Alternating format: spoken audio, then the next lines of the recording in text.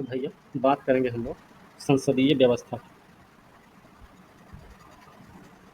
संसदीय व्यवस्था, जो भारत का संविधान है वो केंद्र और राज्य दोनों में सरकार के संसदीय स्वरूप की व्यवस्था करता है, केंद्र में भी और राज्य में भी। ठीक है, अब ये संविधान प्रावधान करता है। अनुच्छेद है 74 और 75, 74 और 75। क्या है ये? संसदीय व्यवस्था का उपबंध दिया गया। संसदीय व्यवस्था का उपबंध है 74 और 75 में। ठीक है, ये केंद्र में है। अनुच्छेद है 163 और 164। ये क्या है? ये राज्यों में संसदीय व्यवस्था की बात करते हैं। ठीक है, राज्यों में संसदीय व्यवस्था का उपबंध करता है। ध्यान रखने की जरूरत है। आज के समय में जो सरकारें हैं, लोकतांत्रिक सरकारें हैं, कार्यपालिका और विधायिका के मध्य संबंधों की प्रकृति के आधार पर संसदीय और राष्ट्रपति में वर्गीकृत होती है। ठीक है, ये तो हमको पता होना चाहिए कि जो आजकल की लोकतांत्रिक सरकारें हैं, आधुनिक लोकतांत्रिक सरकारें हैं, तो सरकार के कार्यपालिका और विधायिका अंगों के मध्य संबंधों की प्रकृति के आधार पर संसदीय राष्ट्रपतीय में वर्गीकृत होती है। किसके आधार पर होती हैं? तो कार्यपालिका और विधायिका के मध्य संबंधों के आधार पर सरकार की दो व्यवस्था है, एक है संसदीय और एक है राष्ट्रपतीय। ठीक है, इसी राष्ट्रपतीय को हम अध्यक्षीय शासन व्यवस्था भी बोलते हैं, अध्यक्षात्मक शासन व्यवस्था भी कहते हैं। ठीक है, ध्यान रखें। अब बात आती है कि संसदीय व्यवस्था क्या है। जब हम संसदीय व्यवस्था की बात करेंगे तो ये एक ऐसी व्यवस्था है जिसमें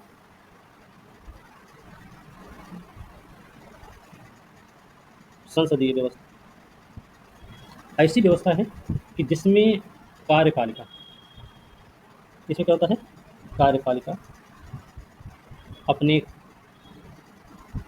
अपनी नीतियों एवं कार्यों के लिए किसके प्रति उत्तरदायी होती है? विधायिका के प्रति उत्तरदायी होती है ना? विधायिका के प्रति उत्तरदायी होती है। बात समझे? मतलब संसदीय व्यवस्था सरकार की एक ऐसी व्यवस्था है जिसमें कार्यपालिका अपनी नीतियों और कार्यों के लिए विधायिका के प्रति उत्तरदायी होती है। ठीक है, तो जो राष्ट्रपतीय व्यवस्था है उसमें क्या दिक्कत है, उसका क्या मतलब है? तो राष्ट्रपतीय जो व्यवस्था है उसमें कार्यपालिका अपनी किसी भी नीति, अपने किसी भी काम के लिए विधायिका के प्रति उत्तरदायी नहीं होती। बात समझे? इस वाले पोर्शन में हम लिखेंगे नहीं। बात समझे? इतना समझ में आ गया आप लोगों को? इतना समझ में आ गया ना?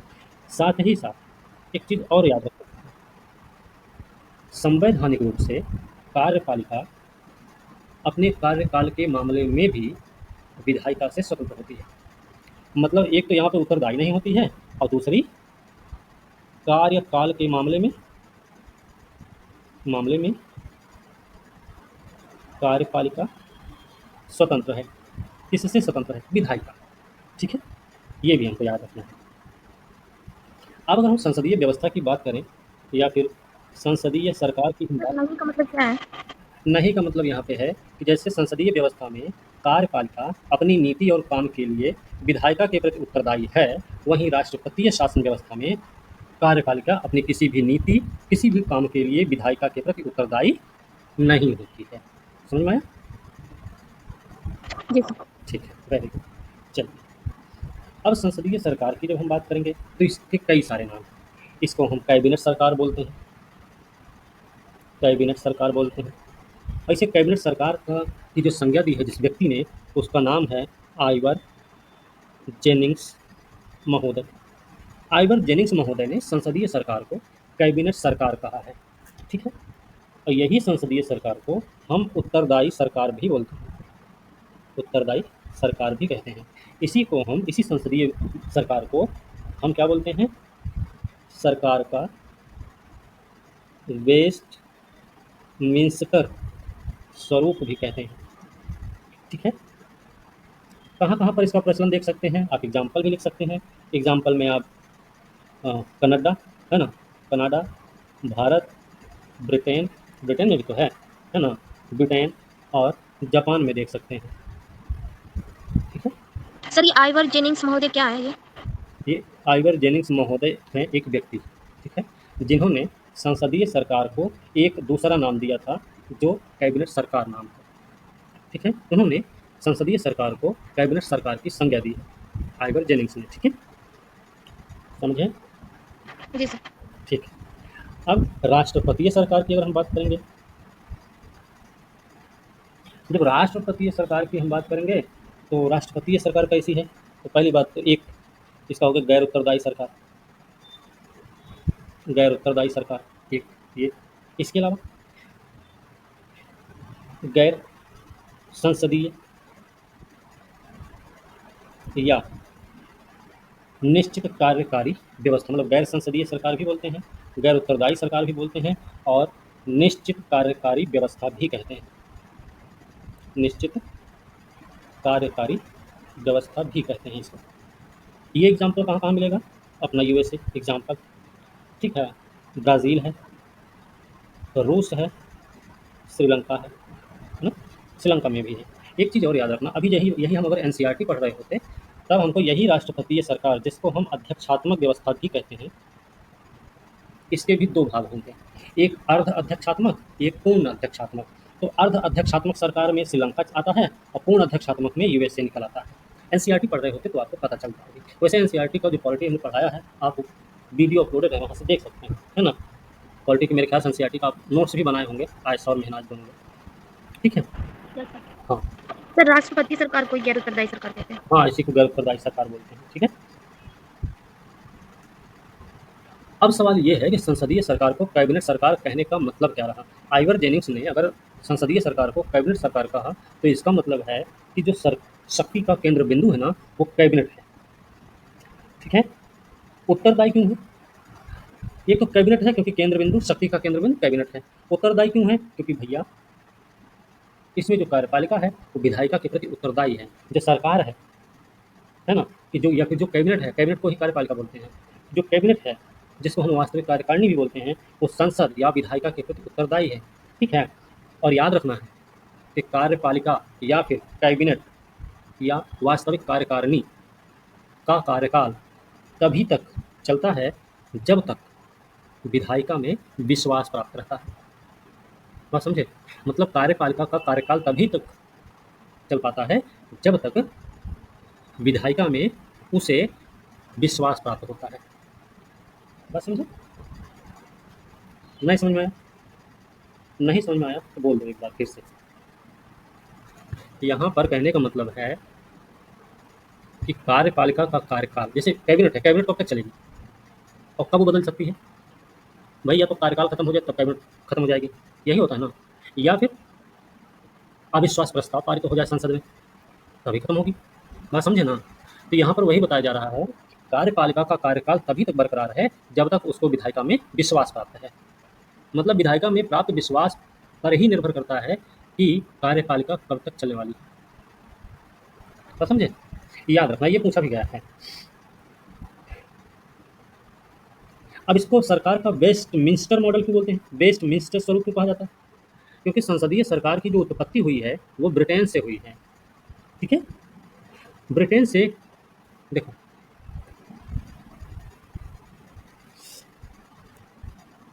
शक्ति का केंद्र बिंदु, इसलिए कैबिनेट सरकार, विधायिका के प्रति उत्तरदायी, इसलिए उत्तरदायी सरकार। कार्यपालिका विधायिका को उत्तरदायी होती है ना। और वेस्टमिंस्टर क्यों? तो ब्रिटिश संसद से उत्पत्ति हुई है, इसलिए ये वेस्टमिंस्टर मॉडल है। ठीक है, हो सकता है कभी पूछ लिया जाए कैबिनेट सरकार क्यों बोलते हैं, कैबिनेट सरकार कहने का आशय क्या है, उत्तरदायी सरकार क्यों, सरकार का वेस्टमिंस्टर मॉडल क्यों? पूछने को कुछ भी हो सकता है, आपको पता होना चाहिए। ठीक है, याद रखना है। चल, अब बात आती है कि संसदीय सरकार की विशेषता क्या है। यहाँ तो कोई दिक्कत नहीं ना? No sir. ठीक है, अच्छा, अब इसमें क्या है, इसमें राष्ट्रपति व्यवस्था गैर उत्तरदायी है, ये विधायिका के प्रति उत्तरदायी नहीं होती है। ठीक है, याद रखना। निश्चित कार्यकारी व्यवस्था क्या मतलब एक बार राष्ट्रपति अगर चुन लिया गया है तो फिर वो हटेगा नहीं, अपने कार्यकाल के बाद ही उसका पद खत्म होता है। बस समझे? निश्चित, एक निश्चित समय के लिए उसका चुनाव किया जाता है। भारत में एक अलग व्यवस्था है, कैसे कि भैया अगर विश्वास डगमगा रहा है तो सरकार गिराई जा सकती है, वहाँ पे गिरा उरा नहीं सकते। जब तक के लिए सरकार चुनी गई है तब तक सरकार बरकरार रहेगी, कोई कुछ भी कितना भी माथा पीट लो कुछ नहीं हो सकता है। बस समझे? ठीक है। अब संसदीय सरकार की विशेषता क्या है, चलो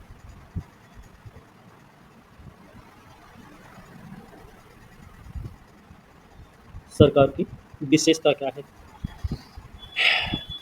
क्या विशेषता है भाई? तो इसमें कार्यपालिका दो प्रकार की है, एक होती है नामित और एक होती है वास्तविक कार्यपालिका। अब ये ना सोचना कि कार्यपालिका के यही दो रूप हैं। कार्यपालिका का वैसे दो रूप होता है, जो वो कौन सा होता है, एक होता है अस्थायी और एक होता है स्थायी, जो एनसीईआरटी में पढ़ेंगे हम लोग। अस्थायी कौन है, जो चुन के आते हैं, निर्वाचित प्रतिनिधियों से जो कार्यपालिका बनती है वो हमारी अस्थायी कार्यपालिका है, ठीक है। और जो ब्यूरोक्रेट्स होते हैं वो स्थायी कार्यपालिका होती है। ये इनका एक निश्चित कार्यकाल है, ये चलेंगे अपने 60 साल 62 साल के बाद ही रिटायर हो सकते हैं, और ये हर 5 साल में बदलते रहते हैं। वो एनसीईआरटी में जब पढ़ेंगे तब ये चीज़ें हमको मिलेंगी।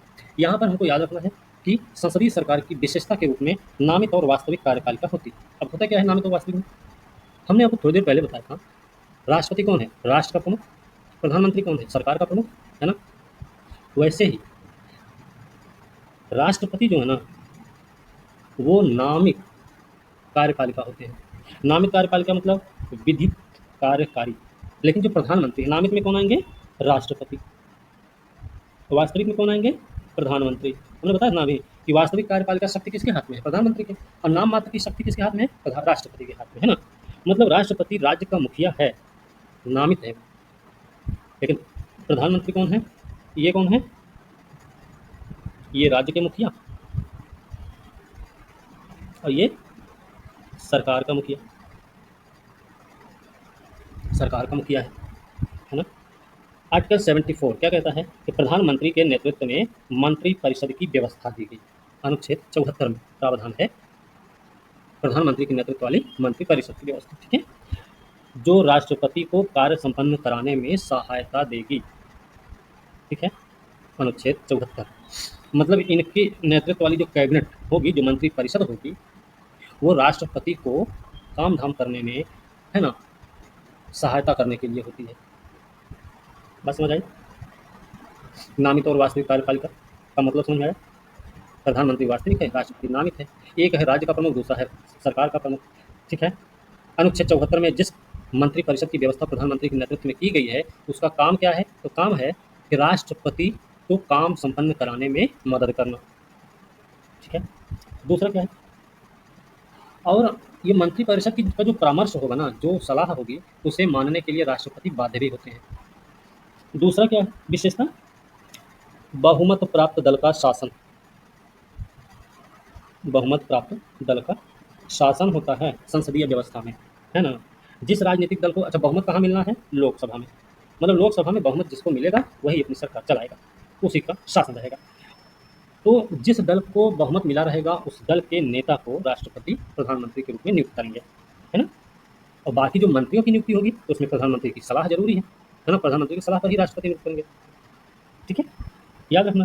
अब अगर मान लीजिए किसी भी एक दल को बहुमत नहीं मिला, तो उस स्थिति में क्या किया जाएगा, तो दलों के गठबंधन को राष्ट्रपति द्वारा सरकार बनाने के लिए आमंत्रित किया जाता है। आजकल का क्या ट्रेंड है, गठबंधन की राजनीति है, नहीं, किसी एक पार्टी को तो बहुमत मिला नहीं, अब क्या हुआ, अलायंस वाली पार्टियां हैं सब, पूरे गठबंधन को बुलाया गया, भाई आप अपना विश्वास मत हासिल करिए फिर सरकार बनाओ, बात समझे। लेकिन किस कंडीशन में है, उस कंडीशन में जब, ठीक है, तो बहुमत प्राप्त, अभी वो तो हम सब बाद में पढ़ेंगे, लेकिन अभी से हम सबको ये पता होना चाहिए कि अगर मान लो किसी भी पार्टी को बहुमत नहीं मिला, उस स्थिति में राष्ट्रपति की नज़र में राष्ट्रपति अपने विवेक का उपयोग करेंगे और सबसे बड़ी पार्टी के रूप में जो सामने होगी उसी सरकार बनाने के लिए बुला देंगे, ठीक है। फिर उसे एक समय दे दिया जाएगा राष्ट्रपति के द्वारा, अगर उतने दिन वो पार्टी जो सबसे बड़े दल के रूप में चुनाव में उभरी है, अगर वो अपना बहुमत सिद्ध करने में सफल हो जाती है तो उसकी सरकार कंटिन्यू हो जाएगी,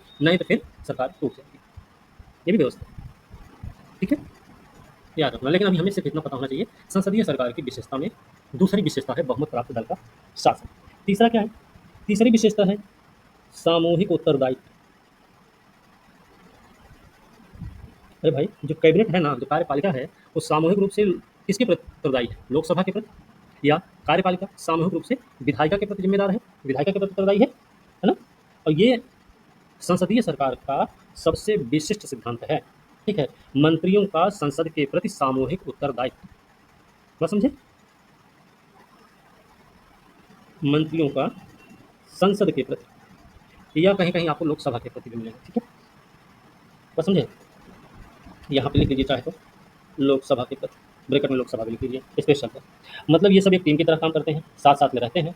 सामूहिक जो उत्तरदायित्व का सिद्धांत है वो इस तथ्य की पुष्टि करता है, इस रूप में प्रभावी होता है कि लोकसभा जो है प्रधानमंत्री के नेतृत्व वाली मंत्रिपरिषद को अविश्वास प्रस्ताव पारित करके हटा सकती है। ठीक है, चौथा क्या है? चौथा है विशेषता राजनीतिक एकरूपता। राजनीतिक एकरूपता, अब ये क्या है? इसका मतलब है कि जो मंत्रिपरिषद के सदस्य हैं, जो मंत्रिपरिषद के सदस्य होते हैं, उसमें एक ही राजनीतिक पार्टी के सदस्य शामिल होते हैं। बात समझ? मंत्रिपरिषद के सदस्य एक ही राजनीतिक दल से संबंधित होते हैं और इसी तरह से उनकी समान राजनीतिक विचारधारा भी होती है। गठबंधन सरकार के मामले में देखेंगे तो मंत्री सर्वसम्मति के प्रति बाध्य होते हैं। अगर गठबंधन वाला मामला तो सर्वसम्मति से उनको बाध्य होना पड़ेगा। अगर एक ही पार्टी का मामला है तो सब क्या होंगे? एक टीम की तरह अपना काम करेंगे। ठीक है, उनकी सबकी विचारधाराएं भी एक जैसी होंगी। इसके अलावा फिर होती है दोहरी सदस्यता। दोहरी सदस्यता का क्या मतलब है? दोहरी सदस्यता का मतलब होता है कि जो मंत्री है ना, वो विधायिका का सदस्य तो है ना? भैया लोकसभा का चुनाव लड़ते हैं, लोकसभा का चुनाव जीतते हैं, तब पहुंचते हैं संसद में, है ना? और जब बैठते हैं संसद में, वहीं पर इनकी नियुक्ति होती है मंत्री के रूप में। बात समझे? तो ये विधायिका और कार्यपालिका दोनों के सदस्य होते हैं। बात होगी ना, यही दोनों के सदस्य होंगे तो दोहरी सदस्यता इनकी होती है। एक कार्यपालिका सॉरी एक विधायिका के सदस्य और दूसरा कार्यपालिका के सदस्य होते हैं। मतलब कहने का ये है कि कोई भी व्यक्ति बिना संसद का सदस्य बने, इसका मतलब क्या है? कोई व्यक्ति बिना संसद का सदस्य बने मंत्रिपरिषद का सदस्य नहीं बन सकता, नहीं बन सकता।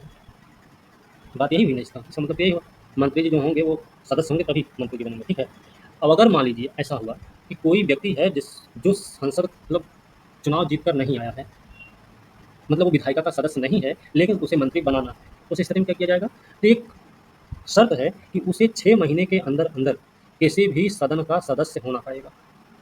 ठीक है, तो समझे? अगर कोई व्यक्ति सदस्य नहीं है और उसको मंत्रिपरिषद में शामिल किया गया तो मंत्रिपरिषद में शामिल तो हो जाएगा, लेकिन शर्त ये होगी कि 6 महीने के अंदर अंदर उसको चुनाव जीतना है, किसी न किसी सदन का सदस्य बनना पड़ेगा। डाउट तो नहीं?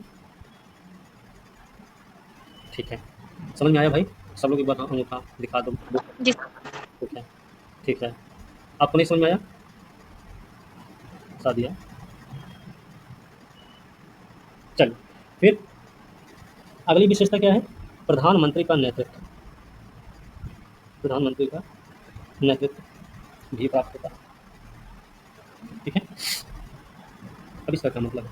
मतलब ये है प्रधानमंत्री ही नेतृत्व संभालते हैं ना। मंत्रिपरिषद का नेता कौन? प्रधानमंत्री। सदन का नेता कौन? प्रधानमंत्री। बस समझे? सरकार का नेता कौन? प्रधानमंत्री। बस समझे ना, नेतृत्वकर्ता की भूमिका निभाते हैं प्रधानमंत्री। ठीक है, मंत्रिपरिषद का भी, संसद का भी, सत्तारूढ़ दल का भी। क्या समझे? इन्हीं सब वजहों से सरकार के संचालन में प्रधानमंत्री एक महत्वपूर्ण और अहम भूमिका का निर्वहन करता है। ठीक है, याद रखना है। फिर आता है निचले सदन का विघटन भी होता है। विशेषता है संसदीय सरकार की निचले सदन का विघटन। निचले सदन का विघटन, इसका क्या मतलब है? निचला सदन कौन है? दो सदन है, एक उच्च सदन एक निम्न सदन। उच्च सदन बोलते हैं राज्यसभा को, जो वरिष्ठों का सदन है। ठीक है, वो विघटित नहीं होता है। एक निम्न सदन, निम्न सदन नाम से ही लग रहा है निम्न व्यक्तियों का सदन है ना, वरिष्ठों का सदन नहीं होगा, उसमें बाकी लोग शामिल होंगे, तो वो है लोकसभा। अब लोकसभा का विघटन होता है ना, तो संसदीय सरकार में लोकसभा या निचले सदन का विघटन होता है, लेकिन कब होता है? प्रधानमंत्री की सिफारिश पर राष्ट्रपति के द्वारा। ठीक है, आप लिख सकते हैं या फिर याद रखिए, प्रधानमंत्री की सिफारिश पर राष्ट्रपति द्वारा। प्रधानमंत्री विघटन नहीं कर सकते, उसे सिफारिश कर सकते हैं। ठीक है, अगर कहा जाए तो प्रधानमंत्री मंत्रिपरिषद का कार्यकाल पूरा होने से पहले भी नए चुनाव के लिए राष्ट्रपति से लोकसभा विघटन की सिफारिश कर सकता है। मतलब कार्यकारिणी को संसदीय व्यवस्था में कार्यपालिका को विघटन करने का अधिकार है। एक और विशेषता है, उस विशेषता का नाम है गोपनीयता। गोपनीयता क्या, किस मामले में गोपनीयता? जो मंत्री परिषद है ना, जो मंत्री लोग हैं, वो गोपनीयता के सिद्धांत पर काम करते हैं। मंत्री लोग गोपनीयता के सिद्धांत पर काम करते हैं। अपनी कार्यवाही, अपनी नीति, अपने निर्णयों की सूचना वो नहीं दे सकते हैं। ठीक है, जो मंत्री लोग होते हैं, बात समझे? अपना काम ग्रहण करने से पहले वे गोपनीयता की शपथ भी लेते हैं। मतलब जब मंत्री का पद मिलता है तो उससे पहले उनको गोपनीयता की ही पद और गोपनीयता की ही शपथ दिलवाई जाती है। ठीक है, मंत्रियों को गोपनीयता की शपथ कौन दिलवाता है? राष्ट्रपति दिलवाते हैं। बात समझे? याद रखना भाई। ठीक है, ठीक है। अगर देखा जाए तो जो अंटार्कटिक संधि है उसके महत्व में अंटार्कटिका को शांति और विज्ञान के क्षेत्र के रूप में बनाए रखने में यह संधि सहायक है। तो दूसरा है अंतर्राष्ट्रीय सहयोग और वैश्विक सार्वजनिक संसाधनों के शासन का उत्कृष्ट उदाहरण भी है अंटार्कटिका संधि। साथ ही ये जलवायु निगरानी, पर्यावरणीय संरक्षण, जैव विविधता के संरक्षण में महत्वपूर्ण भूमिका निभाती है। बात करेंगे भारत की अंटार्कटिका पहल। भारत की अंटार्कटिका पहल, ठीक है। एक नाम है, स्टेशन है दक्षिण गंगोत्री, अंटार्कटिका में है, भारत से ही संबंधित है। 1983 में स्थापित हुआ था और ये क्या है? भारत का पहला, है ना, अनुसंधान केंद्र है ये। और आज के समय क्या है? बेस के रूप में इसका यूज है। ठीक है, बेस के रूप में इसका उपयोग हो रहा है। ठीक है। दूसरा है मैत्री स्टेशन। मैत्री स्टेशन ये 1989 में स्थापित हुआ था। ठीक है, ये सक्रिय है, सक्रिय अनुसंधान केंद्र है। साथ ही भारत का प्रमुख ध्रुवीय केंद्र भी है। भारत का प्रमुख ध्रुवीय केंद्र भी है ये। तीसरा है भारती स्टेशन। भारती स्टेशन ये स्थापित हुआ था 2012 में। ठीक है, 2012 में बना था और ये नवीनतम अनुसंधान केंद्र है, अनुसंधान केंद्र है। ठीक है, ये पर्यावरणीय और वैज्ञानिक अध्ययन में सहायक है। एक तीसरा, चौथा है मैत्री सेकंड है। ठीक है, जिसकी घोषणा हुई थी 2023 में। ठीक है, याद रखना है, इसके बारे में लिख लीजिए। APCM 46 में भारत ने नए अनुसंधान स्टेशन की घोषणा की है। ठीक है, अब सवाल ये है कि अभी वर्तमान में भारत के कितने स्टेशन हैं अंटार्कटिका में जो सक्रिय रूप से काम कर रहे हैं और कौन बंद है। तो यहाँ पर जो आपका दक्षिण गंगोत्री है वो सिर्फ ये देश के रूप में उपयोग हो रहा है। ठीक है, बाकी सब सक्रिय अनुसंधान केंद्र है। ठीक है, तो याद रखना है, इतनी सारी चीज़ें इसके बारे में हमको पता होनी चाहिए। ठीक है, अगला नाम है अरुण श्रीनिवास। अरुण श्रीनिवास कौन है ये? ये हैं मेटा इंडिया के MD, मेटा इंडिया के नए MD बने हैं, मैनेजिंग डायरेक्टर बने हैं। ठीक है, मेटा का पुराना नाम है फेसबुक। ठीक है, इनको बनाया गया मैनेजिंग डायरेक्टर, हेड नियुक्त किया गया है और इनका जो कार्यकाल है कब से प्रभावी हुआ है? 1 जुलाई 2025 से प्रभावी हुआ है इसका कार्यकाल। ठीक है, इतनी चीज़ें ध्यान रखनी है। इनका पूरा नाम है अरुण श्रीनिवास संध्या देवनाथन को रिपोर्ट करेंगे, जो भारत दक्षिण पूर्व एशिया की प्रमुख है। अब भारत और दक्षिण पूर्व एशिया की प्रमुख कौन है ये भी नोट करने लायक है, याद रखना है। यहाँ पे ऐसे लिख लेते हैं, भारत और दक्षिण पूर्व एशिया की प्रमुख मेटा की हैं। क्या नाम इनका? संध्या देवनाथन। ठीक है, याद। मेटा भारत में भविष्य की रणनीति को मजबूत देने की दिशा में महत्वपूर्ण कदम है। अरुण श्रीनिवास के बारे में देखा जाए तो ये IIM कोलकाता से स्नातकोत्तर, 30 साल से अधिक विपणन बिक्री में अनुभव है इनका। हिंदुस्तान यूनिलीवर, रिबॉक, ओला, वेस्टब्रिक कैपिटल जैसे संस्थानों में ये काम कर चुके हैं। ठीक है, मेटा से जुड़ाव इनका 2020 में हुआ और ये 2020 में मेटा इंडिया में विज्ञापन के रूप में शामिल हुए थे। ठीक है, इतनी चीज़ें याद रखनी है। ठीक है, मेटा की बात कर लें तो मेटा की स्थापना हुई है 2004 में। 2004 में, तब इसका नाम हुआ करता था फेसबुक INC। ठीक है, संस्थापक कौन है? FB लिख लेना। संस्थापक कौन है? मार्क जुकरबर्ग और उनके सहपाठी हार्वर्ड यूनिवर्सिटी के थे। इसका मुख्यालय कहाँ है? मेटा का मुख्यालय कहाँ है? मुख्यालय इसका है मेनलो पार्क, कैलिफोर्निया, USA। ठीक है, नाम परिवर्तन कब हुआ? 2021 में। 2021 में फेसबुक आईएनसी का नाम बदलकर मेटा प्लेटफॉर्म आईएनसी रखा गया है। ठीक है, बस इतनी चीजें बता रहे हैं इसके बारे में। चलिए अगला टॉपिक, यू मुंबा।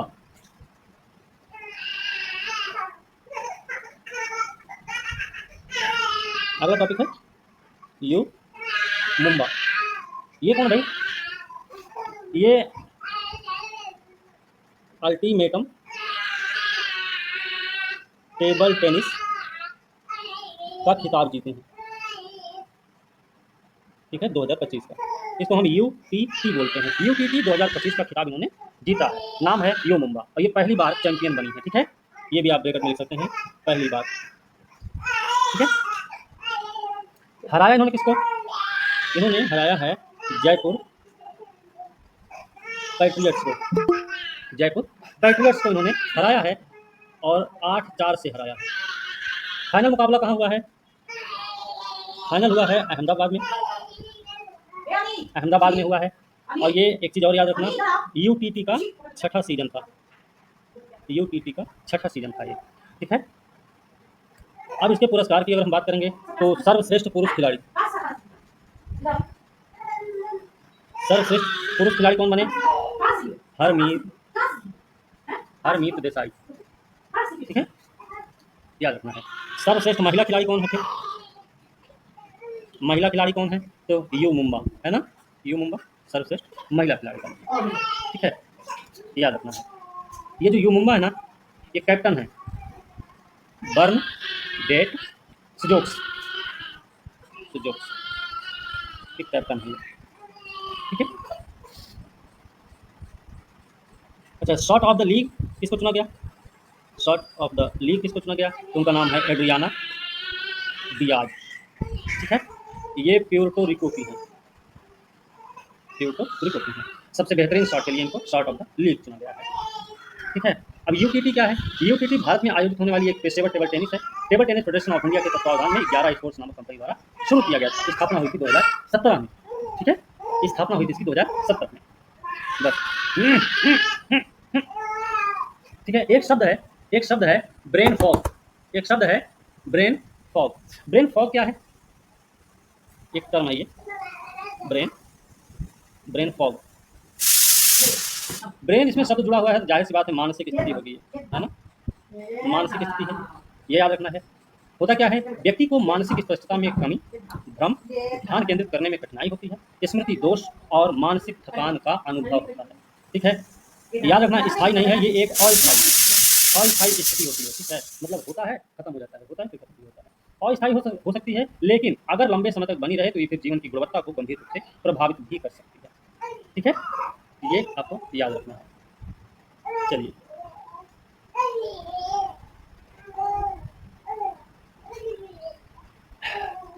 एक शब्द है गैस फ्लेयरिंग। क्या है गैस फ्लेयरिंग? शब्द ये जो है ना, वैश्विक ऊर्जा क्षेत्र में पुरानी और पर्याप्त रूप से अनदेखी की गई पर्यावरणीय चिंता है। ठीक है, लिख सकते हैं गैस फ्लेयरिंग क्या है? वह प्रक्रिया जिसमें कच्चे तेल के उत्खनन के दौरान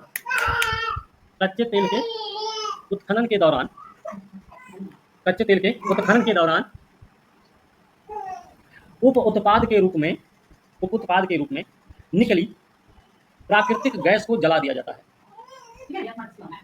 ठीक है, याद, इसके दो प्रकार होते हैं। कौन कौन से? एक होता है रूटीन और एक होता है आपातकालीन। रूटीन में क्या है कि तेल उत्पादन के दौरान नियमित रूप से होने वाला फ्लेयरिंग है, जो रूटीन है वो नियमित होगा। और आपातकालीन क्या है? जब दबाव बढ़ जाए या उपकरण विफल हो जाए तब सुरक्षा के लिए किया जाता है। बात समझे? रूटीन क्या है? नियमित चलेगा। आपातकालीन क्या है? ऐसी कोई गंभीर समस्या आ जाए, सुरक्षा का खतरा हो, उस स्थिति में ये प्रक्रिया अपनाई जाती है। ठीक है, बस इतनी चीजें करनी। ठीक है, गैस फ्लेयरिंग के बारे में इतना ही ध्यान रखना है। एक शब्द है बायो बिटुमेन। ये क्या होता है? बायो बिटुमेन क्या होता है? Bio bitumen.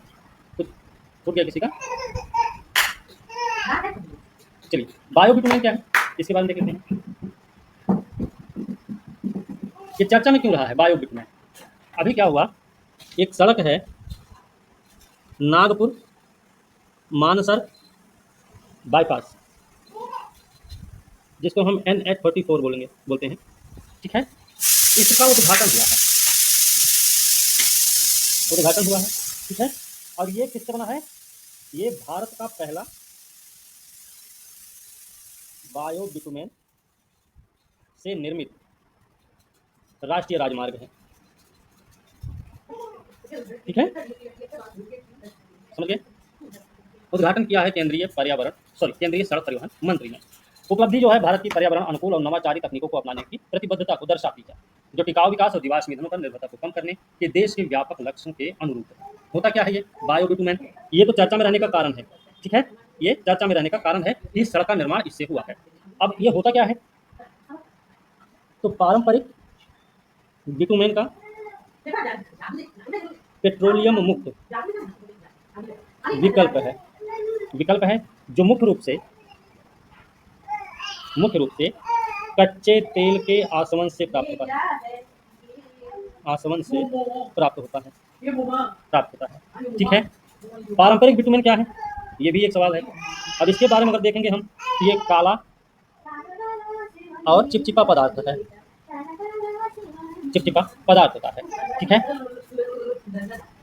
मतलब ये एक चीज याद रखना, इसकी चिपकने की क्षमता, ठीक है, इसी पारंपरिक बिटुमेन में ही आप ये लिख सकते हैं, चिपकने की क्षमता और जलरोधी गुण के कारण सड़क निर्माण में उपयोगी है, ठीक है। इसका उत्पादन लेकिन जीवाश्म ईंधनों पर ही निर्भर करता है, जिससे पर्यावरण प्रदूषण, तेल आयात पर निर्भरता भी बढ़ती है, ठीक है। तो ये हमें इतनी चीजें इसके बारे में पता होनी चाहिए। और एक चीज ये भी याद रख सकते हैं कि क्या बायो बिटुमेन को जैविक नवीकरणीय संसाधनों से भी तैयार किया जा सकता है, और अगर तैयार किया जा सकता है तो उसको कैसे तैयार कर सकते हैं, ठीक है। तो इसे हम बायो बिटुमेन को, इसके बारे में, इसको हम जैविक रूप से भी तैयार कर सकते हैं और नवीकरणीय संसाधन से भी तैयार कर सकते हैं,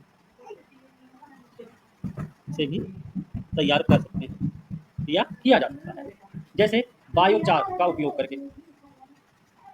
अब बायोचार क्या है? बायोचार है बायोमास से बना कोयला जैसा पदार्थ है, ठीक है, बायोमास से बना कोयला जैसा पदार्थ है, ठीक है। फसल अवशेष से भी बनाया जा सकता है, फसल अवशेष, पराली जलाते हैं ना, उससे भी तैयार किया जा सकता है। लिग्निन से भी तैयार होता है ये। लिग्निन क्या है? वनस्पति कोशिका दीवारों में पाया जाने वाला एक जटिल जैविक पॉलीमर होता है, ठीक है, लिख सकते हैं, वनस्पति कोशिका दीवार में पाया जाने वाला क्या है? एक जटिल जैविक पॉलीमर है, ठीक है। फिर बायो ऑयल से भी तैयार होता है। अभी बायो ऑयल क्या है भाई? बायो ऑयल का मतलब है बायोमास का पायरोलिसिस द्वारा प्राप्त तेल, ठीक है। और ये पदार्थ होते हैं ना, एक ऐसे बाइंडर में बदले जाते हैं जो पारंपरिक बिटुमेन के गुणों की नकल करता है।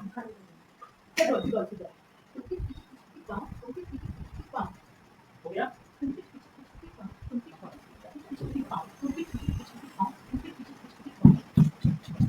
ठीक है, हो गया याद? तो याद रखना, बायो बिटुमेन से हम के माध्यम से पेट्रोलियम पर निर्भरता में कमी ला सकते हैं। पराली जलाने की समस्या में राहत मिल सकती है ना भाई। पराली का यूज करके हम फसल अवशेष पराली का यूज करके इसको तैयार किया जा सकता है, तो पराली जलाने की जरूरत नहीं पड़ेगी फिर, ठीक है। पेट्रोलियम का काम करेगा, पेट्रोलियम निर्भरता में कमी आ जाएगी, साथ ही साथ जैव आर्थिक प्रोत्साहन मिलेगा। बात समझे? अब पराली किसी खेत में उसको बेचेगा ना, बेच देगा, उसको पैसा मिल जाएगा। उसका जलाने का क्या फायदा होता है? उल्टा प्रदूषण फैलता है ना।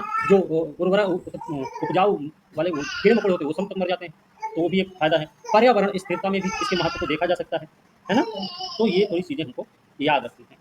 अच्छा, भारत में एक यही नहीं है जो टिकाऊ सड़क निर्माण तकनीक में शामिल है, ठीक है। एक शब्द आप याद रख सकते हैं सेंटेंस कि टिकाऊ सड़क निर्माण तकनीक भी है। बायो बिटुमेन क्या है? टिकाऊ सड़क निर्माण तकनीक भी है ये। तो भारत में टिकाऊ सड़क निर्माण तकनीकों के रूप में और भी सारी चीजें हैं। अब जैसे भारत में एक नाम सुना होगा कॉपर स्लैग से भी सड़क का निर्माण हुआ है हमारे यहाँ, है ना। इसमें औद्योगिक उत्पाद जो सड़क की आधार परत में प्राकृतिक खनिजों के विकल्प के रूप में प्रयोग होते हैं। फिर जियो टेक्सटाइल्स सिंथेटिक जो कपड़े होते हैं जो मिट्टी की मजबूती को बढ़ाते हैं, है ना। जल निकासी में सुधार करते हैं, सड़क की उम्र बढ़ा देते हैं। बात समझ रहे हैं ना। तो ये सब क्या है, टिकाऊ सड़क निर्माण तकनीकें हैं। आप चाहें तो लिख सकते हैं भारत में अन्य टिकाऊ, भारत में नहीं कहीं भी, ठीक है, ये भारत में नहीं लिखेंगे, अन्य टिकाऊ सड़क निर्माण तकनीक। एक तो बायोबिटुमेन हो गया, उसके अलावा कॉपर स्लैग, कॉपर स्लैग भी है जो औद्योगिक उत्पाद होता है जो सड़क की आधार परत में प्राकृतिक खनिजों के विकल्प के रूप में उपयोग किया जाता है। फिर जियो टेक्सटाइल्स, जियो टेक्सटाइल्स ये भी टिकाऊ सड़क निर्माण तकनीक में आता है। इसमें क्या होता है, ये विशेष सिंथेटिक कपड़े होते हैं। ये क्या करता है, मिट्टी की मजबूती, मिट्टी की मजबूती, है ना। उसके अलावा जल निकासी, जल निकासी के साथ साथ सड़क की उम्र भी बढ़ा देते हैं ये लोग, सड़क की उम्र बढ़ा देते हैं। फिर कोल्ड डामर मिश्रण भी, कोल्ड डामर मिश्रण ये भी है। बिना गर्म किए डामर मिश्रण से सड़क निर्माण तकनीक, जिससे ऊर्जा और उत्सर्जन दोनों कम होते हैं। मतलब उसको गर्म नहीं करना पड़ता। पहले आपने देखा होगा डामर से रोड बनते हुए, तो उसको पहले आग में तपाया जाता था, है ना, फिर वो खौलने लगता था, उबलता था जैसे, फिर उसको सड़क पे फैलाया जाता था, उसके ऊपर गिट्टी, फिर गिट्टी के ऊपर वो रोलर चलता था, सारे काम होते थे। ये जो कोल्ड डामर है इसको गर्म नहीं करने की जरूरत है, ठीक है। तो ये कुछ चीज़ें हमको याद रखनी है। अब एक चीज़ और याद रख सकते हैं, ये जो तकनीकें अभी हम पढ़ रहे हैं, कॉपर स्लैग, जियो टेक्सटाइल, कोल्ड डामर मिश्रण, ये तकनीकें बायोबिटुमेन के लाभों को पूरक बना देती हैं, साथ ही संसाधन दक्षता, टिकाऊपन और पर्यावरण संरक्षण को भी बढ़ावा देती हैं, ठीक है। अच्छा, प्रकाश प्रदूषण भी एक शब्द है। ये क्या होता है, प्रकाश प्रदूषण क्या होता है, इसका अर्थ क्या है, अर्थ क्या है इसका, कृत्रिम बाहरी रोशनी का, कृत्रिम बाहरी रोशनी का अत्यधिक गलत दिशा में या अनावश्यक रूप से उपयोग, उपयोग, ठीक है। यही है प्रकाश प्रदूषण, ठीक है। एक बढ़ती हुई पर्यावरणीय चिंता है ये, जो मानव स्वास्थ्य, वन्यजीव, पारिस्थितिकी तंत्र, खगोलीय अवलोकनों पर नकारात्मक प्रभाव डालती है। प्रकाश प्रदूषण के प्रकारों के बारे में देखा जाए तो इसके प्रमुख प्रकार क्या हैं। एक नाम है स्काई ग्लो, स्काई ग्लो इसी का प्रकार है एक। इसमें क्या होता है, ये जनसंख्या वाले क्षेत्रों के ऊपर रात के आकाश का अत्यधिक उजाला, ठीक है, जनसंख्या वाले क्षेत्रों के ऊपर रात के आकाश का अत्यधिक उजाला, तारों और खगोलीय पिंडों को देखना मुश्किल होता है ना। गांव क्षेत्र में आप देखेंगे ना तो आसमान में आपको खूब सारे तारे, है ना, सब दिखते रहेंगे टिमटिमाते हुए, अच्छा भी लगेगा अगर आप बाहर सो रहे हैं। शहर में आप देखेंगे तो वो सब धुंध दिखते हैं या फिर दिखते भी नहीं, ठीक है। तो स्काई ग्लो एक समस्या, एक है प्रकार। दूसरा प्रकार है ग्लेयर। ये ग्लेयर क्या है, ग्लेयर है अत्यधिक चमक जो देखने में असुविधा देती है, विशेषकर ड्राइवरों के लिए। कभी आप रोड पर गाड़ी चला रहे हैं रात के समय में और सामने से आती हुई गाड़ी की जो लाइट है आपके चेहरे पर पड़ जाती है, आप चौंधिया से जाते हैं। नहीं, ऐसा होता है जैसे गाड़ी पार हुई आपके सामने अंधेरा अंधेरा दिखने लगता है।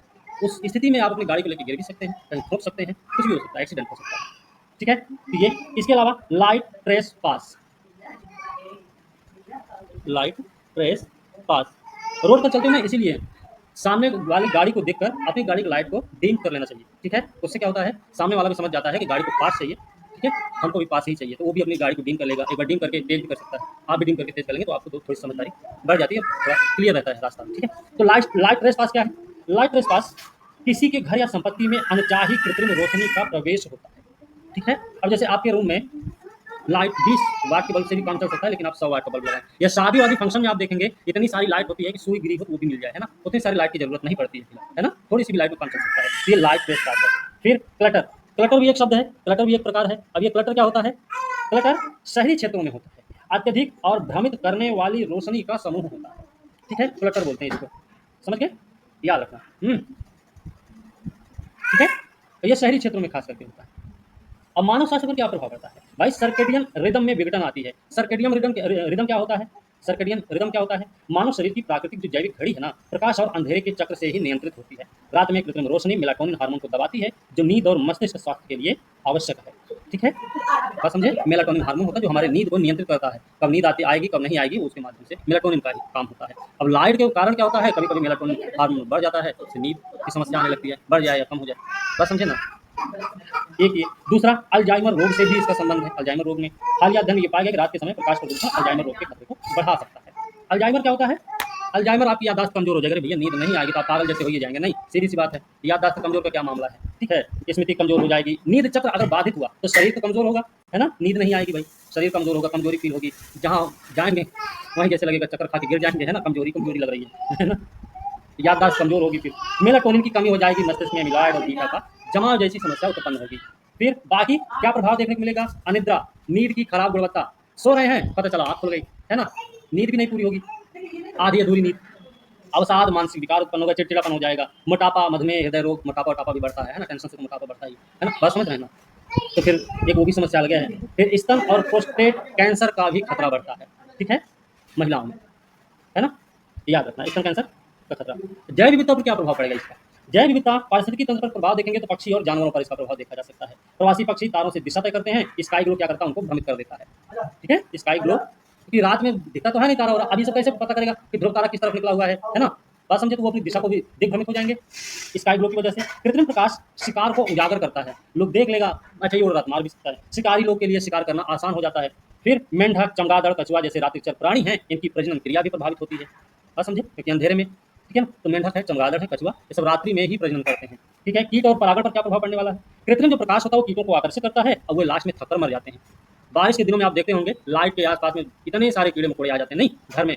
फिर सुबह उठ के जब देखते हैं फिर वो झाड़ू मारना पड़ता है एक तरफ से, उनको उड़ जाना चाहिए लेकिन वो मर जाते हैं, है ना। तो लाइट से आकर्षित होते हैं, उनसे उनको लगाव होता है। पतंगे, परागण ले जाने वाले कीट फूलों से दूर हो जाते हैं, परागण कम हो जाता है। कई सारी समस्याएं हैं, ठीक है। अच्छा, इससे संबंधित एक प्रश्न भी मेंस के लेवल का एक प्रश्न आपको तैयार कर लेना चाहिए, क्या होता है ना। इसके प्रकार, इसके प्रभाव भी दो हैं, मानव स्वास्थ्य और पर्यावरण, है ना। खगोल विज्ञान पर भी इसका प्रभाव देखने को मिलेगा। अब इसके प्रदूषण को कम करने के उपाय, एक प्रश्न लिख ही लगे हाथ। प्रकाश प्रदूषण क्या है? सीधा सीधा प्रश्न है, इसका हम कंटेंट भेज देंगे आप लोगों को ग्रुप में। प्रकाश प्रदूषण क्या है?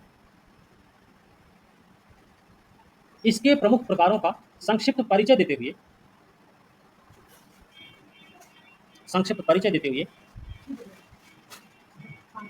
इसके प्रमुख प्रभावों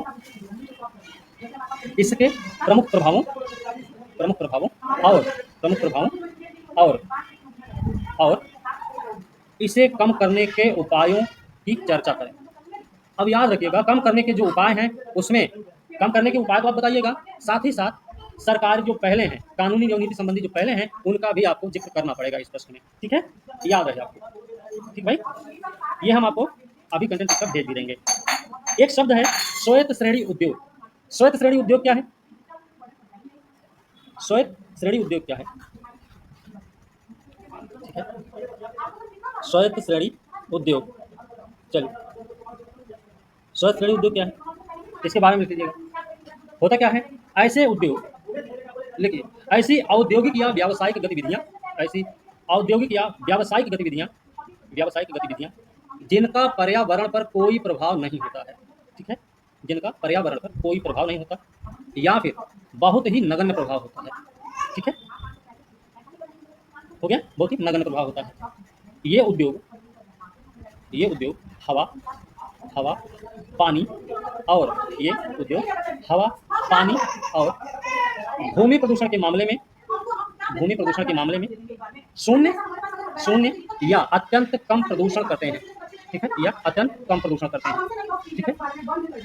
ठीक है। अभी हम जो टॉपिक शुरू करेंगे, टॉपिक का नाम है संघीय व्यवस्था, ठीक है। संघीय व्यवस्था टॉपिक आज हम देखेंगे। और संघीय व्यवस्था ये राजनीतिक शासकों के द्वारा राष्ट्रीय और क्षेत्रीय सरकार के संबंधों की प्रकृति के आधार पर, पिछली जो संसदीय व्यवस्था हमने देखी थी उसमें क्या हमने पढ़ा था कि लोकतांत्रिक सरकारें, है ना। संसदीय व्यवस्था में क्या था? लोकतांत्रिक सरकारें सरकार के कार्यपालिका और विधायिका अंगों के मध्य संबंधों की प्रकृति के आधार पर संसदीय और राष्ट्रपतीय सरकार में बांटा था। यहाँ पर क्या है? यहाँ पर राष्ट्रीय और क्षेत्रीय सरकार के संबंधों की प्रकृति के आधार पर सरकार दो भागों में बांटी जाती है। एक है संघीय और दूसरी है एकात्मक, ठीक है। भारत में क्या है? संघीय है या एकात्मक है, तो हम देखेंगे ना, तो दोनों का मिला जुला रूप नजर आएगा हमारे यहाँ, है ना, भारत में। ठीक है, अब बात करेंगे संघीय और एकात्मक सरकार में अंतर। क्या अंतर है दोनों में? एक तरफ हम संघीय लिख सकते हैं और एक तरफ हम एकात्मक लिख सकते हैं, जिधर जो लिख सकते हैं। ठीक है, संघीय जब देखते हैं तो यहाँ पर दो प्रकार की सरकार होती है, एक होती है राष्ट्रीय और दूसरी होती है कैसी, क्षेत्रीय सरकार, है ना, क्षेत्रीय सरकार। राष्ट्रीय और क्षेत्रीय सरकार दो सरकारें होती हैं। वहीं जब हम एकात्मक व्यवस्था में देखते हैं तो यहाँ पर एकल सरकार होती है, एकल सरकार। ठीक है, और यही एकल सरकार कौन सी है? ये राष्ट्रीय सरकार है,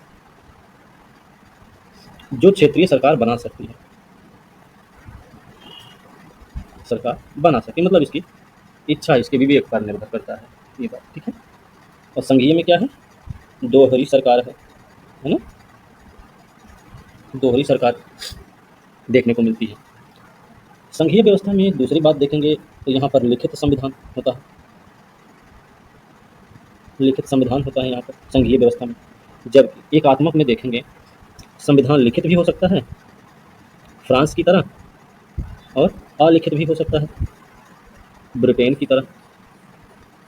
ठीक है, तीसरा अंतर देखेंगे तो शक्तियों का विभाजन। संघीय सरकार में शक्तियों का विभाजन रहता है, जबकि जब एकात्मक सरकार है इसमें विभाजन का कोई मतलब ही नहीं, तो शक्ति का विभाजन नहीं होता है। ठीक, अगला अंतर क्या है दोनों में? संघीय व्यवस्था में संविधान की सर्वोच्चता होती है, संविधान की सर्वोच्चता होती है संघीय व्यवस्था में। एकात्मक सरकार में क्या है?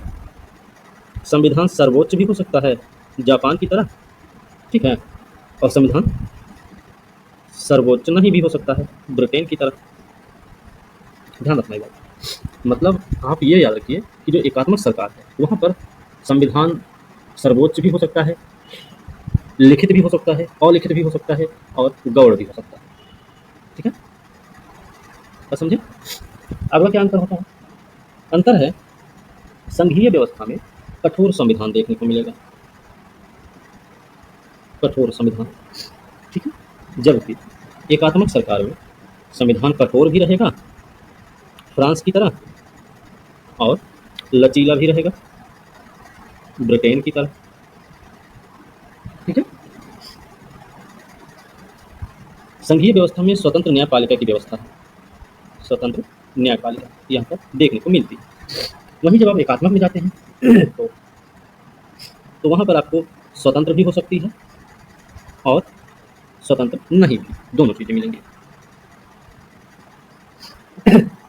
संघीय व्यवस्था में द्विसदनीय विधायिका पाई जाती है, हमारे यहाँ है ना, दो सदन है, उच्च सदन निम्न सदन, है ना।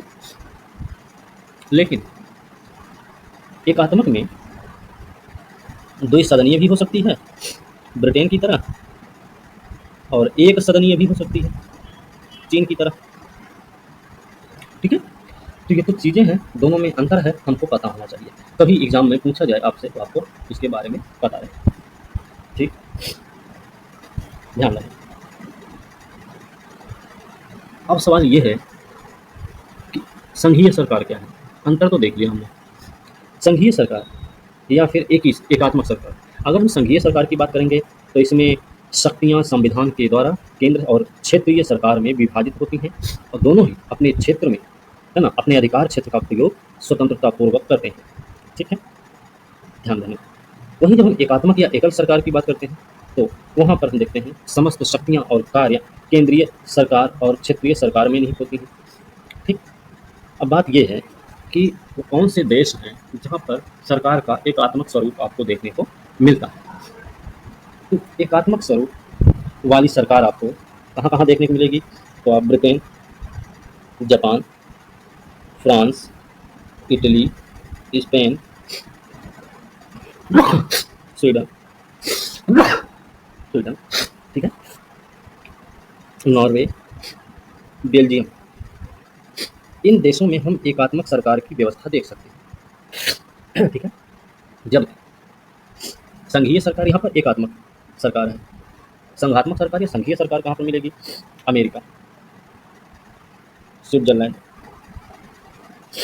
कनाडा, ऑस्ट्रेलिया, रूस, ब्राज़ील, अर्जेंटीना और भारत में भी तो है, भारत। इन देशों में आप संघीय सरकार को देख सकते हैं। ठीक है, ध्यान दें। एकात्मक में चीन क्यों नहीं हुआ? ठीक है, इसमें चीन भी आएगा। ठीक है, इसमें चीन भी आएगा। चल, यहाँ तक नहीं दिक्कत है। ठीक है, अब बात आती है कि संघ शासन दो रूपों में निर्मित होते हैं। जो संघ शासन है वो दो रूपों में निर्मित है, दो रूपों में निर्मित होते हैं। कैसे? एक होता है एकीकरण के माध्यम से और एक होता है विभेदीकरण के माध्यम से। विभेदीकरण के माध्यम से। ठीक है, एकीकरण और विभेदीकरण। जो पहला वाला मामला है, एकीकरण वाला मामला है, इसमें आप देखेंगे तो सैनिक कमजोरी वाले या आर्थिक रूप से पिछड़े राज्य, सैनिक कमजोरी वाले या आर्थिक रूप से पिछड़े राज्य मिलकर एक बड़े और मजबूत संघ का निर्माण करते हैं, जैसा आप यूएसए के मामले में देख सकते हैं, संयुक्त राज्य अमेरिका के मामले में देख सकते हैं। ठीक है, मतलब बोल सकते हैं सैनिक कमजोरी वाले आर्थिक रूप से पिछड़े राज्य मिलकर जब एक बड़े और मजबूत संघ का निर्माण करते हैं तो उसको हम एकीकरण द्वारा निर्मित संघ शासन बोलते हैं। सवाल आता है विभेदीकरण क्या है? जब विभेदीकरण की बात करेंगे तो विभेदीकरण क्या है? बड़ा एकीकृत राज्य, बड़ा एकीकृत राज्य संघ में परिवर्तित हो जाता है, जहां पर राज्यों को स्वायत्तता होती है, स्वतंत्रता होती है। ठीक है, इसका एग्जाम्पल हम यूएसए रख सकते हैं और इसका एग्जाम्पल हम कनाडा को रख सकते हैं, हालांकि भारत को भी इसी के अंतर्गत रखते हैं। ठीक है ना, याद रखना। अमेरिका जो है आपका विश्व में पहला और प्राचीनतम संघीय शक्ति वाला देश है। अमेरिका आपका विश्व में पहला और प्राचीनतम संघीय शक्ति वाला देश है, जो अमेरिकी क्रांति के बाद बना। उसमें 50 राज्य, मूल रूप से 13 थे, है ना, याद रखना। संघीय शासन में कनाडा है जो 10 प्रांत, मूल रूप से 4 प्रांतों से निर्मित हुआ, ये भी काफ़ी पुराना है। और कनाडा जो संघ बना था वो 1867 बोले तो 1860 के दशक में निर्मित हुआ। ठीक है, भारत की बात करें, भारत में भी संघीय व्यवस्था अपनाई गई है ना। भारत में संघीय व्यवस्था अपनाने का कारण क्या रहा है? भारत में संघीय व्यवस्था अपनाई गई। संविधान निर्माताओं ने संघीय व्यवस्था को दो कारण से अपनाया। दो कारण कौन से हैं जिनकी वजह से भारत में संघीय व्यवस्था को अपनाया गया है? तो एक कारण तो ये है कि भारत का बृहद आकार है ना, हम लिख सकते हैं देश का बृहद या बड़ा आकार है, एक तो ये। ठीक है, दूसरा क्या है?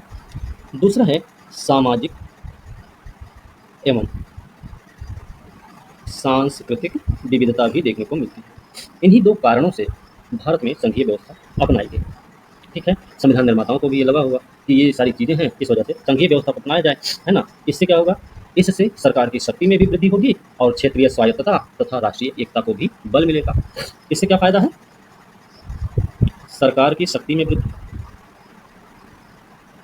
शक्ति में वृद्धि। दूसरा क्षेत्रीय स्वायत्तता में वृद्धि, और तीसरा राष्ट्रीय एकता में वृद्धि। ठीक है, याद रहे। तो क्या भारतीय संविधान में कहीं पर भी संघ शब्द का प्रयोग हुआ है या नहीं हुआ? संविधान में संघ शब्द का प्रयोग नहीं हुआ है, कहीं भी आप देख लीजिए, है ना। संघ की जगह पर क्या कहा गया है? अनुच्छेद 1 आर्टिकल 1 में क्या है? आर्टिकल 1 में बताया गया है भारत राज्यों का संघ है ना। अनुच्छेद 1 में भारत को राज्यों का संघ बताया गया है, प्रमुखता से संघ शब्द का प्रयोग नहीं हुआ है। ठीक है, ध्यान रखें। ठीक है, अब इसका मतलब क्या है? अमेरिका में जैसे संघ है, अमेरिकी संघ क्या है? अमेरिकी संघ का में एक चीज़ याद रखना, अमेरिकी संघ राज्यों के बीच सहमति का प्रतिफल है। अमेरिकी संघ राज्यों के बीच सहमति का प्रतिफल है। लेकिन जो भारतीय संघ है ये राज्यों के बीच सहमति का प्रतिफल नहीं है। ठीक है, एक चीज। दूसरी चीज क्या है भारतीय संघ में? राज्यों को संघ से अलग होने का अधिकार नहीं है। अलग होने का अधिकार नहीं है। क्या ऐसा कोई भारत में राज्य है जिसका अपना संविधान हो, जिसकी अपनी कानून व्यवस्था हो, जिसका अपना शासन प्रशासन हो, जिसकी अपनी सुरक्षा व्यवस्था हो, जिसकी अपनी वित्तीय व्यवस्था हो, जिसके अपने विदेशी संबंध हो? एक्स्ट्रा नहीं। यहीं पर अमेरिकी संघ में देखेंगे तो राज्यों के बीच जो सहमति का प्रतिफल है। दूसरी चीज, वहां पर राज्यों को संघ से अलग होने का अधिकार भी है। ठीक है, बात समझे ना? याद रखना, अमेरिकी संघ के लिए फेडरल शब्द का प्रयोग, भारत में यूनियन ऑफ स्टेट है ना, शब्द का प्रयोग प्रमुखता से किया गया। इतना समझ आ गया यहाँ पर? इसके अलावा जो भारतीय संघ है वो कनाडाई व्यवस्था पर आधारित है। ठीक है, भारतीय संघ है वो कनाडाई व्यवस्था पर आधारित है। कनाडाई मॉडल पर आधारित है या कनाडाई व्यवस्था पर आधारित है। ठीक है, कहने का मतलब क्या है? अब ये कनाडाई व्यवस्था क्या है भाई? एक ये भी पेच फंस गया। कनाडाई व्यवस्था का मतलब है, कनाडाई कैसा है? एक अत्यंत सशक्त केंद्र की व्यवस्था है। क्या है कनाडाई व्यवस्था में? एक अत्यंत सशक्त केंद्र है कनाडाई व्यवस्था में। अमेरिकी मॉडल में नहीं है। इस मामले में ये अमेरिकी मॉडल से अलग है। ठीक है, भारतीय संघ भी इसी से आधार पर निर्मित है। मतलब कहने का क्या है, जो हमारा आधार है कनाडाई व्यवस्था पर ही भारतीय संघ का निर्माण हुआ। भारतीय संघ के निर्माण का मतलब क्या है? जो विखंडित होने का तरीका है। ठीक है, दूसरी चीज, संघ शब्द का प्रमुखता से प्रयोग है। संघ शब्द का प्रमुखता से प्रयोग है। ठीक है, कनाडा में भी यही है, संघ शब्द का प्रमुखता से प्रयोग हुआ है। तीसरा, जो हमारी केंद्रीकरण की प्रवृत्ति है,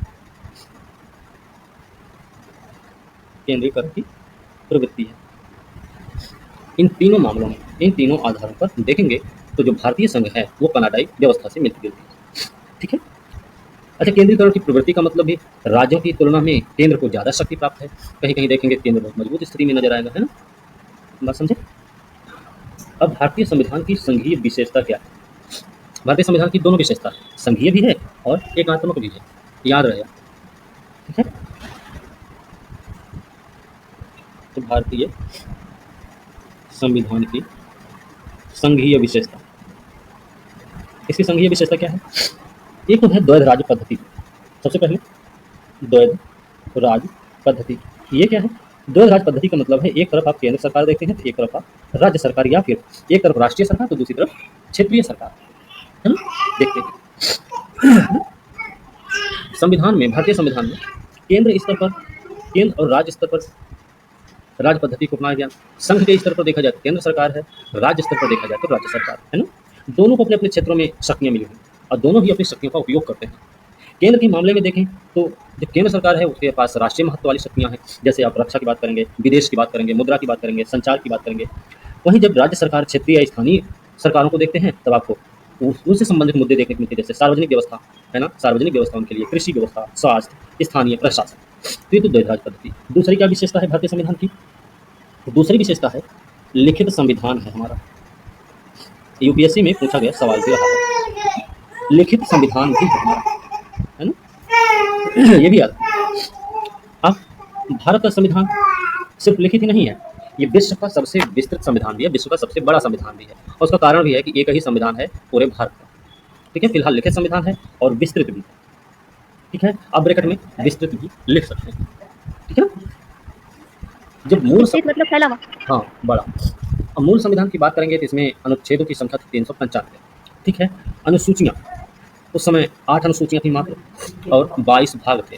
वर्तमान में अगर हम देखेंगे वर्तमान में भारतीय संविधान में 450 से भी ज़्यादा अनुच्छेद आपको देखने को मिलेंगे, है ना। 24 या लगभग 25 भाग मिलेंगे और 12 अनुसूचियां देखने को मिलेंगी। ठीक है।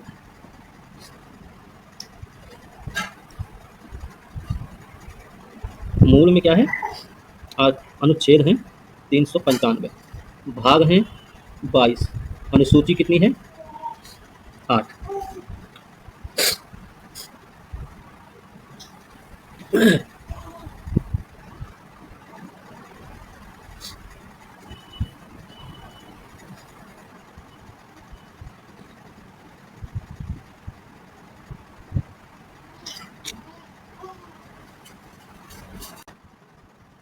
तो मूल संविधान में 395 अनुच्छेद रहे हैं, 22 भाग और 8 अनुसूचियां रही हैं। वर्तमान में जब देखा जाए तो वर्तमान में कितने हैं, 450 प्लस आर्टिकल्स हैं। ठीक है, लगभग 25 भाग हैं और अनुसूची कितनी है 12।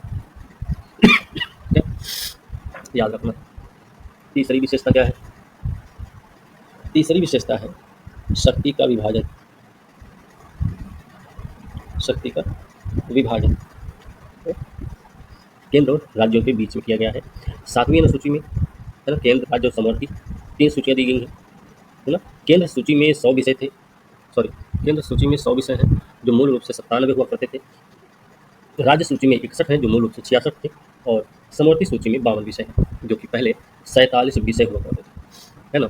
समवर्ती सूची वाले विषयों पर अधिकार दोनों का है, राज्य का भी केंद्र का भी, है ना। लेकिन जहाँ पर विवाद उत्पन्न होता है वहाँ पर केंद्र को प्राथमिकता दी जाती है। बात समझे, ऐसे लिख सकते हैं हम लोग। केंद्र सूची 100 विषय, पहले कितने थे 97। राज्य सूची में कितने विषय हैं वर्तमान में 61 विषय, पहले 66 थे। समवर्ती सूची में अभी 52 है, पहले 47 हुआ करते थे, याद रखो। चौथी विशेषता क्या है, संविधान की सर्वोच्चता। संविधान की सर्वोच्चता भी एक विशेषता है भारतीय संविधान की, संघीय विशेषता है ना। केंद्र या राज्य सरकार द्वारा प्रभावी कानूनों के विषय में इसकी व्याख्या सुनिश्चित होनी चाहिए, या अन्यथा इन्हें उच्चतम या उच्च न्यायालय में क्या किया जाएगा, न्यायिक समीक्षा के तहत अवैध घोषित कर दिया जाएगा। ठीक है, मतलब संविधान सर्वोच्च है यहाँ पर। फिर कठोर संविधान भी आसानी से संशोधन नहीं हो सकता है ना, किसी भी कानून को आसानी से बदला नहीं जा सकता है, तो कठोर संविधान है। संविधान के द्वारा शक्तियों का विभाजन और संविधान की सर्वोच्चता दोनों तभी सुनिश्चित हो सकते हैं जब संविधान में संशोधन की प्रक्रिया कठोर हो। समझे, मतलब संविधान की सर्वोच्चता और शक्तियों का विभाजन तभी सुनिश्चित होगा, तभी संभव रहेगा, या ये दोनों तभी बरकरार हो सकते हैं जब संविधान संशोधन प्रक्रिया कठोर होगी। समझे, मतलब ये दोनों बरकरार तभी हैं जब तक संशोधन की प्रक्रिया कठोर है ना, नहीं तो आसानी के साथ संविधान संशोधन करके ये दोनों चीज़ों में बदलाव हो सकता था। ठीक, स्वतंत्र न्यायपालिका हमारे यहाँ है। वैसे स्वतंत्र न्यायपालिका क्या है, ये स्वतंत्र न्यायपालिका मतलब संविधान ने 2 कारणों से उच्चतम न्यायालय के नेतृत्व में स्वतंत्र न्यायपालिका का गठन किया है। तो 2 कारण कौन से, स्वतंत्र न्यायपालिका गठन का कारण कौन से कारण है, 1 और 2। एक कारण है कि न्यायिक सर्वोच्चता, संविधान की सर्वोच्चता स्थापित करना, संविधान की सर्वोच्चता स्थापित करना, एक कारण ये है। तो कैसे स्थापित होगा, न्यायिक समीक्षा के अधिकार का प्रयोग करके। और दूसरा कारण क्या है, दूसरा कारण है केंद्र राज्य के बीच विवाद के निपटारे के लिए। ठीक है, भारत में द्विसदनीय विधायिका भी पाई जाती है, संविधान ने प्रावधान कर रखा है द्विसदनीय विधायिका। इसका क्या मतलब है, एक उच्च सदन है तो एक निम्न सदन है ना। राज्यसभा जो है, और इसमें जैसे राज्यसभा है, तो राज्यसभा क्या करती है, ये राज्यसभा राज्यों का प्रतिनिधित्व करती है। ठीक है, प्रतिनिधित्व करती है। ओके, और लोकसभा किसका करती है, लोगों का, लोगों का प्रतिनिधित्व पूर्ण रूप से। ठीक है, याद रखना है, शक्तियाँ राज्यसभा के पास कम है, फिर भी राज्यसभा का महत्व इस बात में है कि ये केंद्र के अनावश्यक हस्तक्षेप से राज्यों के हितों की रक्षा करता है। ठीक है, केंद्र के अनावश्यक हस्तक्षेप से राज्यों की रक्षा करने का काम किसका है? राज्यसभा का है। ठीक है, यहाँ तक कोई दिक्कत नहीं है। चलिए चलिए, अब संघीय विशेषता हो गई, अब हम सब एकात्मक विशेषता देखेंगे। ठीक है, एकात्मक विशेषता। नीचे कर दीजिए।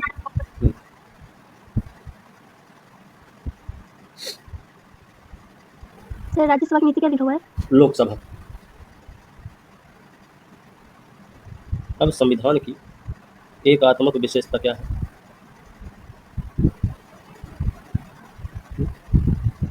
अब ये इसमें और देखेंगे, सबसे पहले सशक्त केंद्र है ना, सशक्त केंद्र है। शक्तियों का विभाजन आप केंद्र के पक्ष में देखते हैं। ठीक है, राष्ट्रीय शासन लगने की देरी है, उसके बाद आप केंद्र सरकार का हस्तक्षेप देख सकते हैं, है ना। बस समझो, तो शक्तियों का जो विभाजन है वो केंद्र के पक्ष में है, पहली चीज।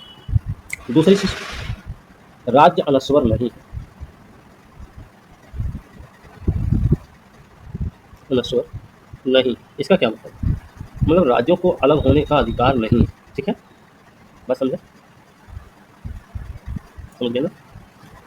राज्य अनस्वर नहीं, अन्य संघों के विपरीत भारत में राज्यों को क्षेत्रीय एकता का अधिकार नहीं है। संसद एक तरफा कार्रवाई द्वारा उसके क्षेत्र सीमा राज्य के नाम को परिवर्तित कर सकती है, मतलब उसके लिए सिर्फ साधारण बहुमत की जरूरत पड़ती है। ठीक है, और ये सब करने के लिए संशोधन नहीं होता है। मतलब भारतीय संघ अनस्वर राज्यों का अनस्वर संघ है। लिख सकते हैं, अनस्वर राज्यों का अनस्वर संघ है। तीसरी विशेषता क्या है? एकल संविधान। मतलब लिखित संविधान संघीय विशेषता थी और एकल संविधान एकात्मक विशेषता बन गई, है ना। एक ही संविधान है, राज्य का हो चाहे केंद्र का, सबका एक ही संविधान है ना। इसी से पूरे देश की कानून व्यवस्था पर की देखभाल की जाती है। फिर संविधान का लचीलापन,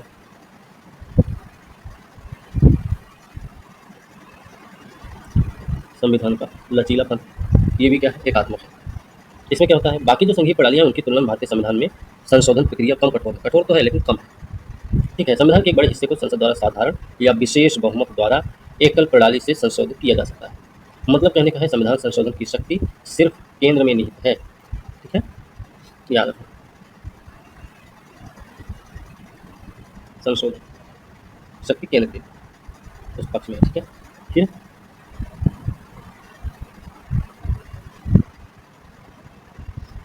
अगला है राज्यसभा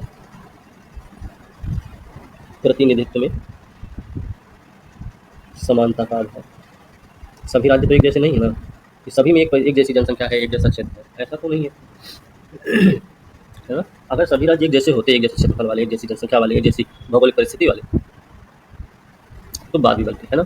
यूपी में सबसे ज़्यादा राज्यसभा की सीटें हैं, तो सिक्किम, गोवा या मेघालय, मणिपुर, त्रिपुरा, मिजोरम, अरुणाचल प्रदेश, असम, इन सब राज्यों में देखेंगे तो हमें राज्यसभा में सीटों की संख्या एक एक मिलेंगी। बस समझिए कि 2 मिलेंगी, बस समझे ना। अच्छा, इनमें जो राज्यसभा को प्रतिनिधित्व दिया जाता है तो जनसंख्या के आधार पर दिया जाता है। ठीक है, तो जनसंख्या के आधार पर इनकी प्रतिनिधित्व को भी निर्धारित किया गया है। फिर आपातकालीन उपबंध, आपातकालीन उपबंध ये क्या है? संविधान में 3 प्रकार के आपातकाल की व्यवस्था है ना। एक राष्ट्रपति शासन है ना। एक कौन से 3 है? एक राष्ट्रीय आपातकाल है, एक राष्ट्रपति शासन है, एक वित्तीय आपात है।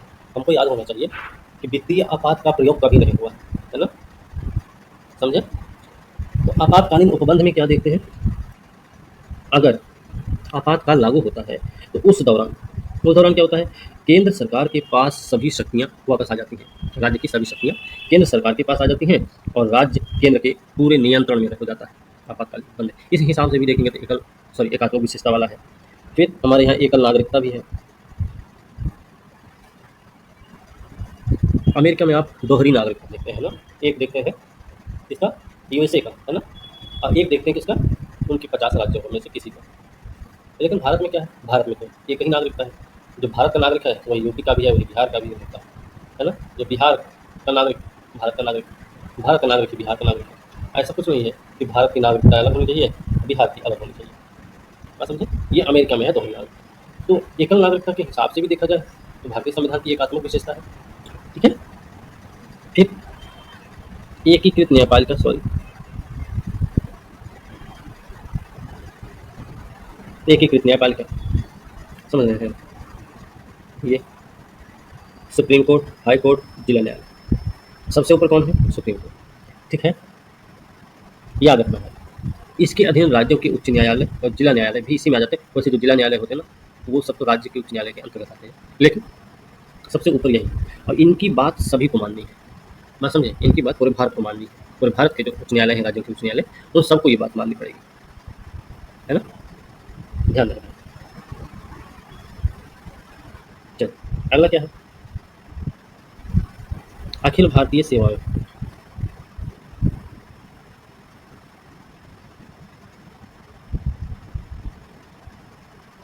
अखिल भारतीय सेवाएं सुनी होंगे, है ना? अमेरिका में संघीय सरकार और राज्य सरकारों की अपनी अपनी लोक सेवा है ना? भारत में भी केंद्र राज्यों की पृथक लोक सेवा है, लेकिन इन सबके अलावा एक अखिल भारतीय सेवा भी है हमारे यहाँ, है ना? अब जो अखिल भारतीय सेवाएं हैं वो केंद्र स्तर पर, राज्य स्तर पर, दोनों के लिए है। ठीक है, ध्यान रखना। केंद्र द्वारा इन सेवाओं के सदस्यों का चयन होता है और उन्हें प्रशिक्षण दिया जाता है। उन पर केंद्र का पूर्ण रूप से नियंत्रण भी होता है। अतः ये सेवाएं संविधान के अंतर्गत संघीय सिद्धांत का उल्लंघन करती है। ठीक है, अगला है एकीकृत लेखा जांच मशीनरी। एकीकृत लेखा जांच machinery, CAG, controller and auditor general. ठीक है, नियंत्रक महालेखा परीक्षक। ये क्या काम करता है? ये सिर्फ केंद्र का ही नहीं बल्कि राज्यों के खातों की भी जांच करता है, लेकिन उनकी नियुक्ति, बर्खास्तगी सब कुछ किसके हाथ में है? तो बर्खास्तगी राज्यों की सलाह के आधार पर राष्ट्रपति द्वारा की जाती है। नियुक्ति का भी मामला हो सकता है और बर्खास्तगी का भी मामला हो सकता है, तो उसमें राज्यों की सलाह जरूरी है। ठीक है, तो राज्यों की सलाह पर राष्ट्रपति द्वारा उनको नियुक्त किया जाता है और राज्यों की ही सलाह पर पदमुक्त किया जाता है। ठीक है, याद रखना। राज्य सूची पर संसद का प्राधिकार, ये भी एक संविधान की विशेषता, एकात्मक विशेषता है। राज्य सूची पर संसद का प्राधिकार। अभी बताया ना, मान लीजिए राज्य सूची में भी, राज्य सूची से संबंधित भी कोई विषय अगर है, तो उस स्थिति में अगर मान लीजिए कि कोई दिक्कत है, जो कानून बन रहा है उसमें राज्य केंद्र दोनों की सहमति नहीं हो पा रही है, तो वहाँ पे राज्य केंद्र को क्या किया जाएगा? इसके भी विषय पर अधिकार मिल जाता है। ठीक है, होता क्या है, इसमें जितने भी विषय होंगे, आपको पता है पहले ही कि राज्यों को काफ़ी अधिकार दिए गए हैं, वही अपना विषय संबंधित कानून बना सकते हैं, लेकिन केंद्र का सूची के विषय पर अंतिम अधिकार बना है। ठीक है, तो संसद का अधिकार है कि राज्य सूची में राष्ट्रीय महत्व को, क्या अधिकार है संसद के पास? राज्य सूची में, ठीक है, इसको चाहते लिखते ना, राज्य सूची में राष्ट्रीय महत्व को प्रभावित करने वाले, राष्ट्रीय महत्व को प्रभावित करने वाले विषयों पर राज्यसभा द्वारा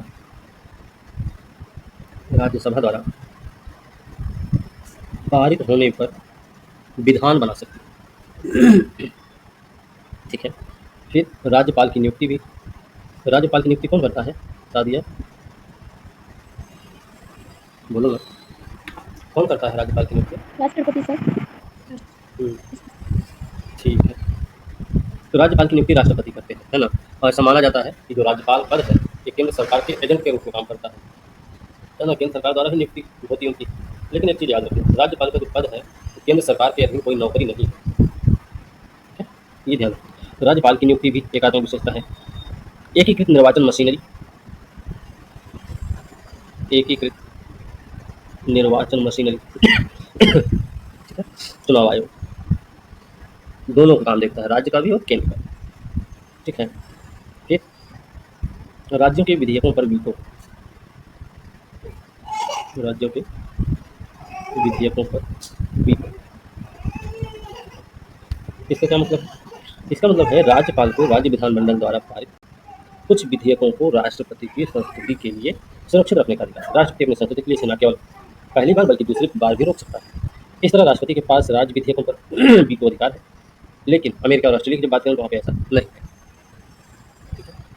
अभी इससे संबंधित तो कुछ आया हुआ है करंट में, उसको थोड़ा सा देख लेना जरूर कहीं अगर मिले। सर ये वीटो क्या, ये नहीं समझ पाए। वीटो शक्ति, देख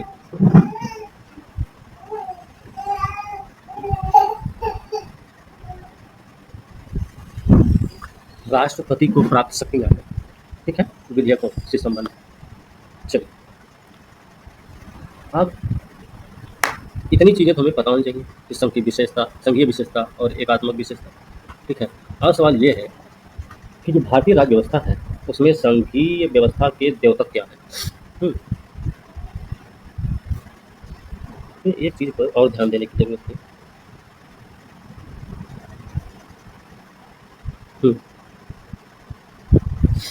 एक टर्म है, ऐसे लिख लीजिएगा, संसद की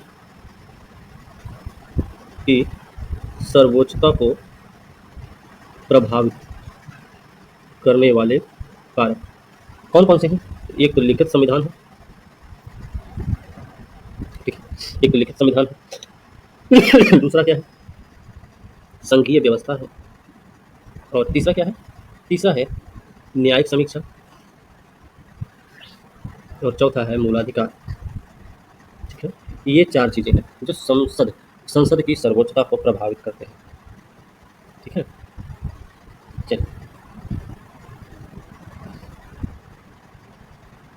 और भारतीय राज्य व्यवस्था में संघीय व्यवस्था के द्योतक, भारतीय राज्य व्यवस्था में संघीय व्यवस्था के द्योतक क्या है, ये इनके बारे में पता होना चाहिए, ठीक है। जैसे राज्यों के बीच क्षेत्रीय विवाद, क्षेत्रीय विवाद, एक एग्जांपल देखेंगे, एग्जांपल है आपका बेलगाम, बेलगाम, बेलगाम किसके किसके बीच में, कर्नाटक और महाराष्ट्र के बीच में विवाद है। आपने नदी जल विवादों के बारे में भी सुना होगा, नदी जल विवादों के बारे में भी सुना होगा आप लोगों ने, है ना। जैसे कावेरी नदी है, कर्नाटक तमिलनाडु के बीच विवाद है ना। फिर क्षेत्रीय दलों का उद्भव, क्षेत्रीय दलों का उद्भव भी, और भी है क्या, क्षेत्रीय अपेक्षाओं को पूरा करने के लिए नए राज्यों का गठन, नए राज्यों का गठन, अभी तेलंगाना का जो गठन हुआ है वो इसी मुद्दे से, ठीक है। साथ ही एक और पॉइंट है, अपने विकास के लिए, अपने विकास के लिए राज्यों द्वारा केंद्र से अधिक अनुदान की मांग,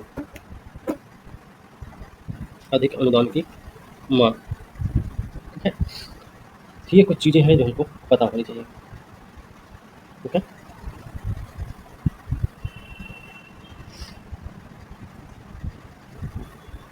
अगला जो चैप्टर होगा वो केंद्र राज्य संबंध होगा, ठीक है, और इसको आज नहीं कल देखते हैं, ठीक है।